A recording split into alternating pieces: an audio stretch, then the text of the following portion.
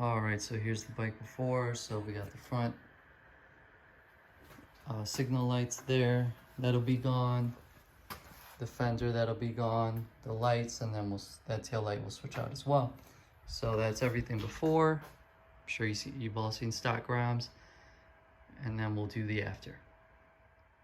Alright y'all, so here's the bike after the mods there. So you can see we got the front flush mount turn signal lights there, and they're with the running lights. So as the power's on, you see they stay lit 80%.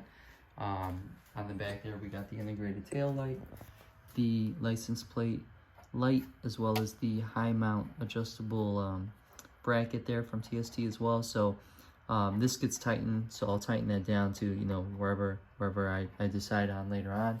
But yeah, everything's working. So that's a turn signal on there, you see there, and in the back. And then as far as the brake, I just left it on the default setting because you could switch it up. But I just left it on the default setting, so it just flashes really fast when I press the brakes there, so you see that. And yeah, overall it was it's an easy installation, but it's just kind of tedious. So like the actual instructions and what you got to do is easy. Doesn't require too many tools. But I'll post the TST videos in the description there. So, you know, if you're looking to install these and need that guidance, they'll do a much better job explaining that than I would. And yeah, overall I'd recommend it.